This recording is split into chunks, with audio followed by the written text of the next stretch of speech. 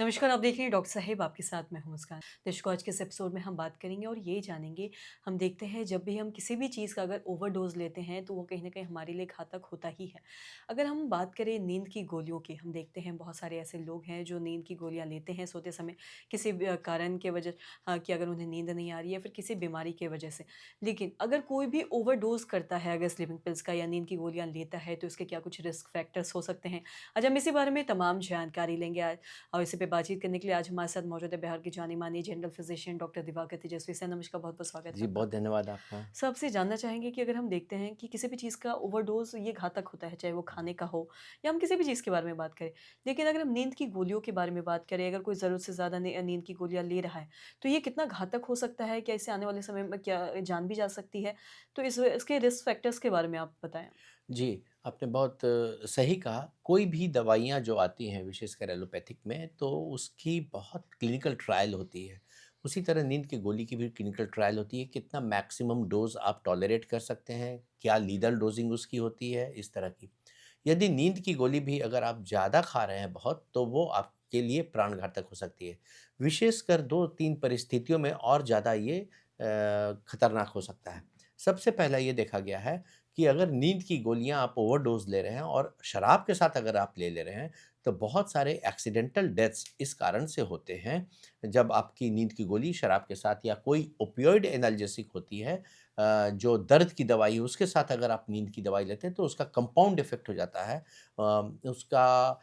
उसकी इफ़ेक्ट जो नींद की गोली की होती है और ज़्यादा खतरनाक हो सकती है, विशेषकर बुजुर्गों के लिए भी और वैसे व्यक्ति जो इन चीज़ों के साथ नींद की गोलियाँ ओवरडोज़ में ले रहे हैं। इससे क्या होता है कि जब आप नींद की गोली लेते हो एक्सेसिव वीकनेस की फ़ील हो सकती है और जो बुज़ुर्ग लोग हैं या फिर जो नशे के साथ नींद की गोली ले लिए हैं, शराब के साथ नींद की गोली, उनके लड़खड़ाने की संभावनाएँ होती हैं, फ्रैक्चर हो सकता है, गिर पड़ सकते हैं, ब्रेन में चोट आ सकती है।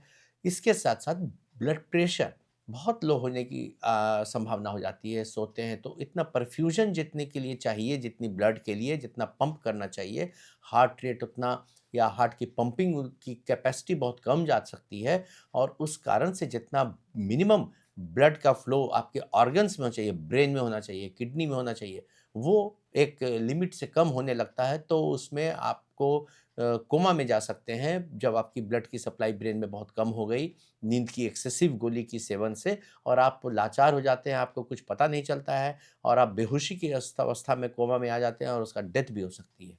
इसके अलावे यदि आपके रेस्पिरेटरी रेट अनियमित भी हो सकती है, जो धड़कन कहते हैं, वो भी बहुत स्लो हो सकती है या अनियमित धड़कन हो सकती है, जब आप ओवरडोज़िंग कर रहे हैं तो। तो ये सब चीज़ें जो हैं, ये कुल मिला-जुला करके देखा जाए तो प्राणघातक हो सकती हैं। जी।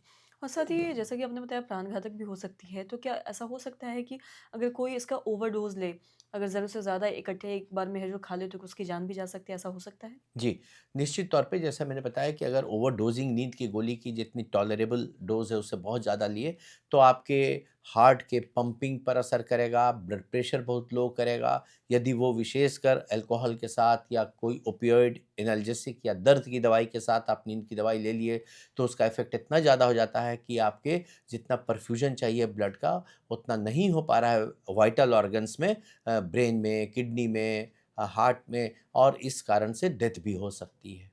जी, सर बहुत-बहुत शुक्रिया तमाम जानकारी देने बहुत के लिए। धन्यवाद। तो आशा करते हैं दर्शकों कि आप भी ये समझ पाए होंगे कि अगर कोई भी स्लीपिंग पिल्स का है जो ओवरडोज़ ले रहा है, ज़रूरत से ज़्यादा खा रहा है, तो इसके क्या कुछ रिस्क फैक्टर्स हो सकते हैं, जैसा कि डॉक्टर साहब ने तमाम चीज़ें बताई हैं। और ये भी बताया है कि अगर इसको अल्कोहल के साथ भी आप लेते हैं, तो ये और भी ज़्यादा घातक हो सकता है और इससे हो सकता है आने वाले समय में जान भी चली जाए। तो इन सब चीज़ों से आप भी बचें, तो आशा करते हैं जो तमाम जानकारी है, आपके लिए लाभदायक रही हो। वीडियो देखने के लिए आपका धन्यवाद।